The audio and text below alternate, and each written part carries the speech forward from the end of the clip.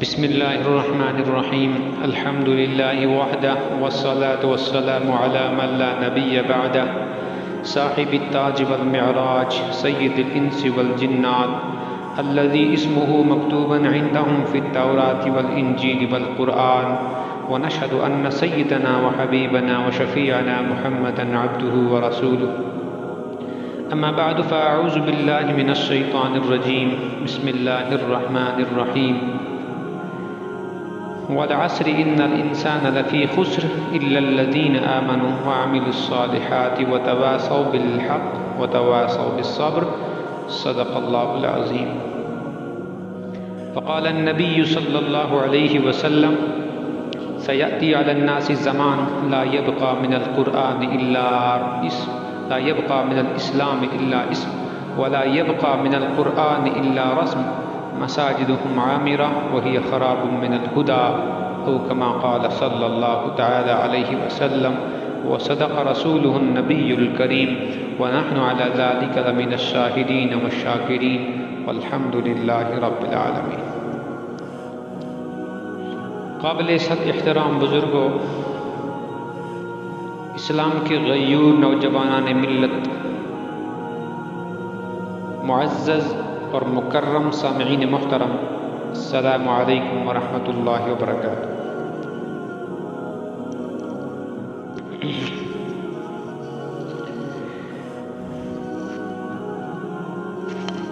آج کے اس دور میں جہاں ہر طرف مسلمانوں کی ظلمت اور تاریکی پر نظر پڑتی ہے، جدھر کو نظر دوڑائیں مسلمان خستہ حال نظر آتے ہیں، جدھر کو نظر دوڑائیں مسلمان بربریت اور ظلم کا شکار ہو رہے ہیں، اور جس ملک میں بھی نظر اٹھتی ہے وہاں اگر کوئی کٹ رہا ہے، اگر کوئی مر رہا ہے، اگر کسی کے اوپر ظلم ہو رہا ہے، اگر کسی کی مائیں، بیٹیاں اور بچیاں بے آبرو ہو رہی ہیں، بے عزت ہو رہی ہیں، ان کی عزتیں، ان کی عفتیں، ان کی پاکدامنی تار تار ہوتی ہے، تو وہ صرف اور صرف مسلمانوں کی ہی ہوتی نظر آتی ہے۔ کیا وجہ ہے؟ ایک زمانہ ایسا تھا کہ مسلمانوں کو اللہ رب العالمین نے وہ مقام عطا کیا تھا کہ کوئی ان کی طرف آنکھ اٹھا کر نہیں دیکھ سکتا تھا۔ ان کی بیٹیوں، عزتوں، عفتوں کی طرف تو دور کی بات ہے، ان کے مال پر، ان کے جانوروں تک، ان کے معمولی سے معمولی، ادنا سے ادنا گھوڑے تک، ان کے معمولی سے معمولی مال اور اسباب کی طرف بھی نظر اٹھانے کی گنجائش اور جرت نہیں تھی کفار میں۔ لیکن آج وہ دور آپ اور میں دیکھ رہے ہیں کہ مسلمانوں کو سر عام پیٹا جا رہا، مسلمان سر عام مارا جا رہا، مسلمان کھلم کھلا قتل کیا جا رہا، مسلمانوں کے اوپر ہر طرف سے ڈنڈے برس رہے ہیں۔ آخر وجہ کیا ہے؟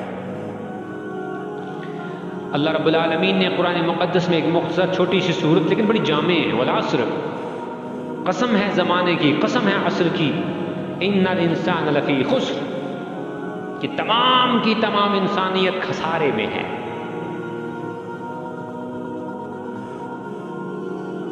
اللہ فرماتے ہیں مجھے زمانے کی قسم ہے کہ تمام کی تمام انسانیت جو ہے وہ خسارے میں ہے۔ یا اللہ ایسا کیوں؟ اگر پوری انسانیت خسارے میں ہے، اگر پوری انسانیت دلدل میں ہے، اگر پوری انسانیت نقصان میں ہے، اگر پوری انسانیت خسارے میں ہے، تو پھر اس سے نکلنے کا کون سا راستہ ہے؟ اس سے کیسے نکلے؟ اس سے کیسے بچے؟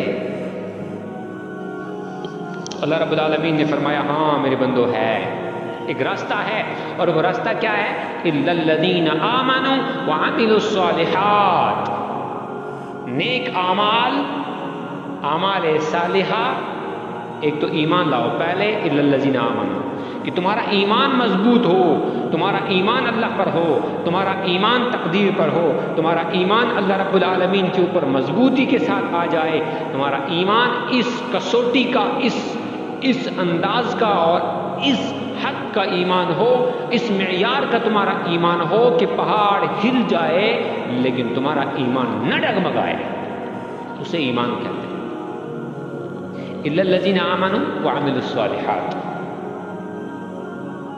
ایک تمہارا ایمان اچھا مضبوط اور استقامت والا، اور دوسرا کیا ہو،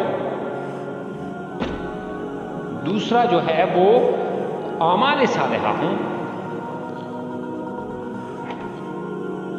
اب ان چیزوں کا تخمینہ کیسے لگایا جائے، ان چیزوں کا پریکٹیکلی طور پر اگر ہم ثبوت لائیں، پریکٹیکلی طور پر اگر ہم دیکھنا چاہیں کہ اس کا ثبوت ہمیں کہاں سے ملے گا کہ اعمال صالحہ اور ایمان مضبوط کیسے، تو قرآن ہی ہمیں آگے پیش رفت کرتا ہے، قرآن ہی ہمیں ڈائریکشن دیتا ہے، قرآن ہی ہمیں آگے ہمارے آگے کیا کرتا ہے، رہنمائی کرتا ہے۔ اور قرآن کہتا ہے فَإِنْ آمَنُوا بِمِثْلِ مَا آمَنْتُمْ بِهِ فَقَدِ اهْتَدَوْا، اے ایمان والو اگر تم ایمان لانا چاہتے ہو، اگر تم ایمان مضبوط بنانا چاہتے ہو، پھر ایمان بنانا کیسا ہے، پھر ایمان اگر مضبوط بنانا چاہتے ہو پھر ابوبکر صدیق جیسا ایمان بناؤ، پھر ابو بکر جیسا ایمان بناؤ، ایمان بنانا چاہتے ہو عمر بن خطاب جیسا ایمان بناؤ، ایمان بنانا چاہتے ہو علی المرتضیٰ جیسا ایمان بناؤ، ایمان بنانا چاہتے ہو عثمان ذی النورین جیسا ایمان لاؤ۔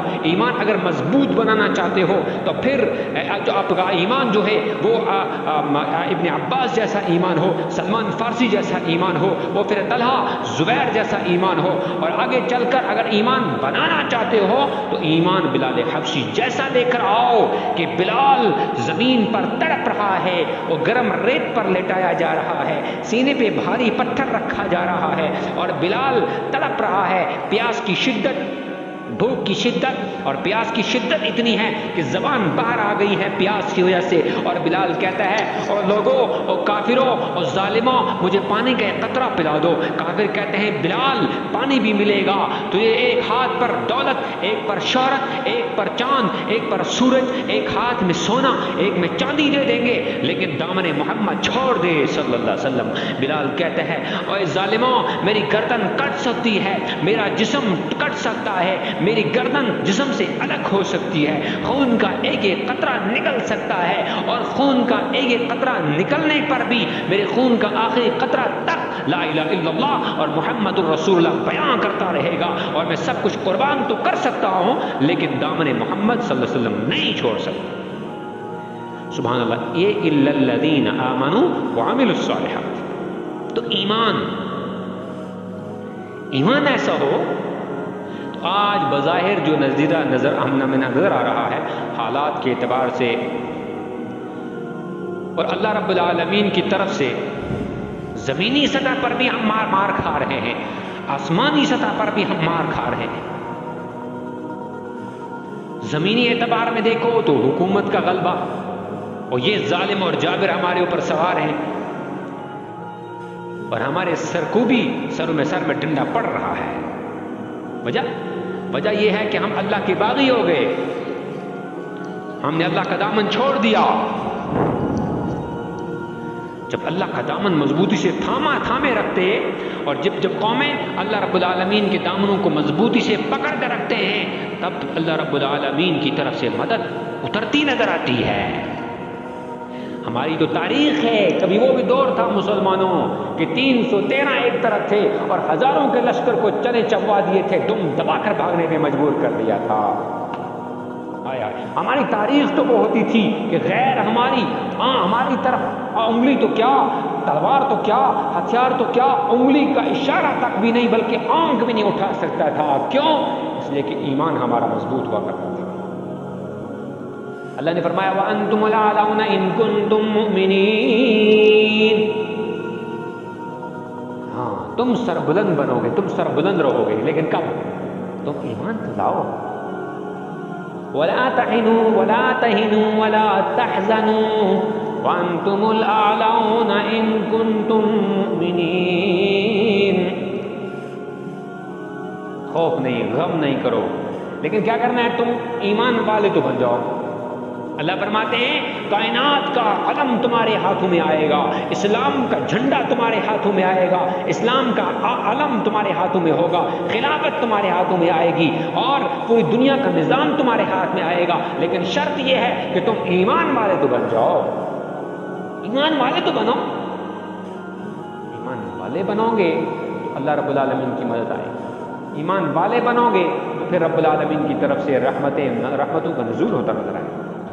جیسے اللہ رب العالمین نے اصحاب کبار رضوان اللہ علیہم اجمعین کی مدد فرمائی، اور ایمان اتنا مضبوط اور اتنا سٹرانگ ہوا کرتا تھا کہ اللہ رب العالمین کی طرف سے پھر براہ راست فرشتے اترتے تھے اور مدد فرماتے بھی تھے۔ ایک صحابی گزرے ہیں سعد بن اسود رضی اللہ تعالی عنہ، اور یہ ابھی اسلام سے باہر تھے، اسلام نہیں لایا تھا، اور اللہ کے دربار میں، اللہ کے نبی پاک صلی اللہ علیہ وسلم کے دربار میں آئے اور کہا یا رسول اللہ صلی اللہ علیہ وسلم، اسود، سعد بن اسود یہ بہت کالے کلوٹے تھے، شکل و صورت کے اعتبار سے اتنے خوبصورت نہیں تھے، کالے کالا رنگ تھا، اور اللہ کے نبی صلی اللہ علیہ وسلم کے دربار میں جو آئے تو اللہ کے نبی صلی اللہ علیہ وسلم سے پوچھا یا اللہ کے نبی، کیا کل قیامت کے دن صرف گورے گورے لوگ جنت میں جائیں گے، سفید سفید لوگ جنت میں جائیں گے، یا میرے جیسے کالے کالے کلوٹے لوگ بھی جائیں گے؟ اللہ کے حبیب صلی اللہ علیہ وسلم قربان جاؤں آپ کے قدم پر فرمایا سعد ایسا نہیں ہے، آپ کل جنت میں جو جائیں گے ان کی اللہ رب العالمین کی یہاں حسب نسب نہیں چلتا، اللہ رب العالمین کے یہاں خاندان نہیں چلتا، مالداری نہیں چلتی، دولت نہیں چلتی، فقیر مالدار نہیں چلتا، بلکہ اللہ رب العالمین کے یہاں ایک سکہ چلتا ہے، وہ لا الہ الا اللہ محمد رسول اللہ، جس کے پاس ایمان وہ قابل قبول ہے، وہ جنت میں داخل ہوگا۔ تو سعد بن اسود نے ایمان قبول کیا، لا الہ الا اللہ محمد رسول اللہ صلی اللہ علیہ وسلم، اسلام میں آئے، اور اس کے بعد فرمایا اللہ کے نبی صلی اللہ علیہ وسلم میں چاہتا ہوں میں نکاح کروں، جوانی بھی ہے، میرے پاس شباب ہے، جوان ہوں، طاقتور ہوں، لیکن میں نے بہت سارے خاندانوں اور قبیلوں کے پاس نکاح کا پیغام بھیجا، کوئی مجھے رشتہ دینے کو تیار نہ ہوا، کوئی رشتہ دینے کو تیار نہ ہوا۔ اللہ کے حبیب نے فرمایا بس اتنی سی بات ہے، فرمایا ساتھ جاؤ، مدینہ میں ایک اعلیٰ قبیلہ ہے، اعلیٰ خاندان ہے، ان کے پاس جاؤ، اور وہ قبیلے کے سردار کی بیٹی ہے، اس سردار کے پاس جاؤ اور ان سے کہو کہ اللہ کے نبی صلی اللہ علیہ وسلم نے مجھے آپ کی بیٹی سے نکاح کرنے کے لیے بھیجا ہے۔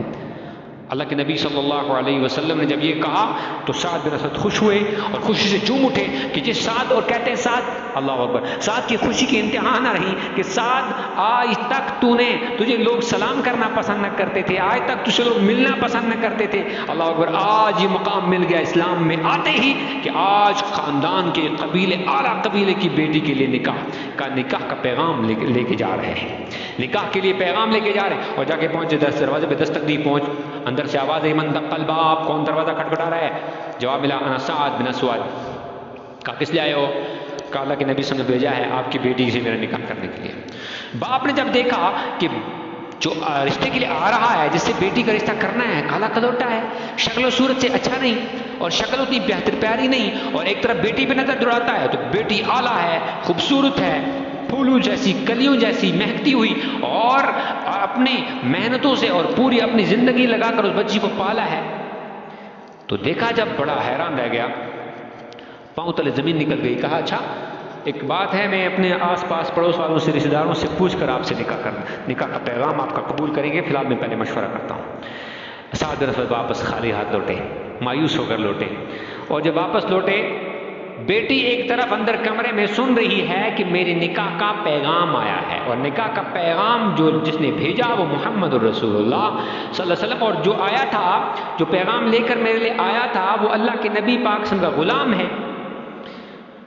اللہ اکبر، بیٹیاں بھی بیٹیاں ہوا کرتی تھی، آج ہماری طرح نہیں تھی، آج ہماری بچوں کو داڑھی والا پسند ہی نہیں، آج ہماری بچوں کو جو کھڑا کھڑا پیشاب کرے، آدھا پینٹ میں اور آدھا نیچے، وہ لوگ پسند ہیں۔ تو بہرحال تو کہا ابا یہ تم نے کیا غضب کر دیا کہ اس اللہ کے نبی کے بھیجے ہوئے پیغام لے کر آنے والے آدمی کو اپنے خالی ہاتھ لوٹایا؟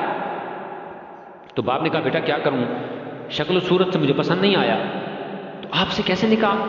بیٹی نے کہا ابا اگر میرے نبی کو یہ پسند ہے تو میں دل و جان سے اس رشتے کو منظور کرتی ہوں، ابا کہیں آپ پر اللہ کی اور اللہ کے نبی کی لعنت نہ اتر جائے، اس لیے کہ نبی کی بھیجے ہوئے غلام کو اپنے خالی ہاتھ لوٹایا ہے، ابھی جائیے، اور یہ نکاح مجھے منظور ہے، میرے نبی کو جب منظور ہے تو مجھے بھی دل و جان سے منظور ہے۔ سبحان اللہ، یہ بچیاں ہوا کرتی تھی۔ بہرحال نکاح کا پیغام ہو گیا۔ اب سعد بن اسد بڑی خوشی خوشی نکلے، پاس تو کچھ تھا نہیں، کچھ قرضہ عثمان غنی رضی اللہ عنہ سے لیا، کچھ علی مرتضیٰ سے لیا، مدینہ کی مارکیٹ میں پہنچا شاپنگ کرنے کے لیے، اپنی نئی نویلی دلہن کے لیے کچھ خریدوں، سامان لوں، زیورات لوں، کپڑے لوں، اور اچانک مسجد نبی سے اعلان ہوتا ہے ففروا الی اللہ، اور لوگوں اللہ کے دین کی طرف نکلو، اللہ کے دین کے اوپر، اللہ کے اسلام پر اور اللہ کے نبی پاک صلی اللہ علیہ وسلم کی جماعت پر کفار نے حملہ کر دیا ہے، اور لوگوں اللہ کے راستے میں نکلو، نکلو اللہ کے راستے میں، اور اپنی جوانیوں کو پیش کرو، اپنا مال پیش کرو۔ اور سعد بن اسود نے جب یہ اعلان سنا، سعد کا ایمان کی انتہا نہ رہی، سعد کی جذبات کی انتہا نہ رہی، سارا واپس کر دیا، ایک اس نے کپڑے بھی واپس کر دیے، زیورات واپس کر دیے، روایت میں آتا ہے گھوڑا خریدا، زرہ خریدی، سیدھا میدان کارزار میں پہنچ گیا۔ اللہ اکبر کبیرہ، کیا ایمان تھا؟ کیا ان کے جذبات نہیں تھے؟ کیا ان کو بھی شادی کرنے کا شوق نہیں تھا؟ بچوں کا شوق نہ تھا؟ ہر چیز تھی، لیکن اللہ کے نبی کے حکم ایک طرف تھا، اللہ کا ایک حکم ایک طرف، اللہ کے نبی کا فرمان ایک طرف تھا، اور دوسری طرف اپنی خواہشات کو قربان کر دینا یہ اپنا فرض سمجھتے تھے۔ آج ہمارا حال یہ ہے کہ ایمان ہمارا یہ ہے کہ ایک ناشتے چمٹس خطرتے قسم گزان کیا تھا، ہم نسوار کی ایک چونٹی کے لیے کیا کر جاتے ہیں؟ قسم اٹھا لیتے ہیں۔ سگریٹ کی بٹ کے لیے قسم کھا جاتے ہیں، سگریٹ جیب میں موجود ہے، قسم کھا رہا ہے، میرے پاس ہے ہی نہیں۔ دوست نے کہا سگریٹ پلا دے، یار اللہ کی قسم میرے پاس نہیں ہے، سگریٹ بھی جیب میں پڑی ہوتی ہے۔ یہ ہمارا ایمان ہے۔ آج ہمارا ایمان یہ ہے کہ جو مسلمان اللہ کے نبی پاک صلی اللہ علیہ وسلم کی سنت سمجھ کر اپنی مونچھیں نہیں کٹا سکتا، وہ کیا خاک گردن کٹا سکتا ہے؟ کیا جہاد میں کل گردن کٹائے گا؟ جو مونچھیں نہیں کٹا سکتا، اللہ کے نبی نے فرمایا تھا کہ مونچھوں کو پست رکھو، داڑھی کو لمبی رکھو، وَعَافُوا اللُّحَىٰ، داڑھی کو لمبی رکھو، لیکن داڑھی فنش ہو رہی ہے اور مونچھیں بڑھا رہے ہیں، الٹا ہو رہا ہے۔ تو بہرحال تو صحابی نے کیا کیا؟ قربانی پیش کر دی، میدان کارزار میں لڑا اور 70 سے زیادہ زخم لگے، گر گیا۔ اللہ کے نبی نے جب زخمیوں کو جمع کیا، اور زخمی جب جمع ہوئے تو زخمی جمع کرنے کے بعد آپ نے دیکھا کہ سعد بن اسود کا، ارے سعد تجھے تو نکاح کرنے بھیجا تھا، تو یہاں کیا کر رہا ہے؟ بہرحال سعد کا سر اٹھایا، اللہ کے نبی نے اپنی ران مبارک پہ رکھا، اور سعد نے جب دیکھا کہ میرا سر ہے اور میرے نبی کے قدم مبارک ہیں، کہتے ہیں فزت برب الکعبہ، یا نبی اللہ میں کامیاب ہو گیا۔ اللہ کے نبی پاک صلی اللہ علیہ وسلم نے فرمایا کہ بھائی میرے صحاباؤ، میں نے سعد بن اسود کے غم میں غمگین تھا، رو رہا تھا۔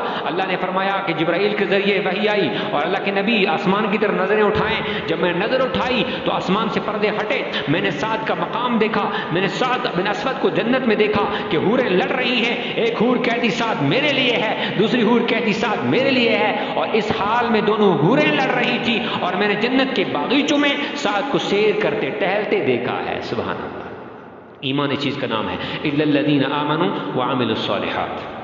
اس لیے میرے بزرگوں، آج ہمارا ایمان کمزور پڑ گیا، ہم خستہ حال ہو کر رہ گئے۔ آج ہمارا ایمان کمزور پڑ گیا، ہم جو ہے فساد میں، ظلمت میں، تاریکی میں اور بربریت کے اندر پھنس کر رہ گئے۔ نتیجہ یہ ہے کہ ہمارا ایمان کمزور ہے۔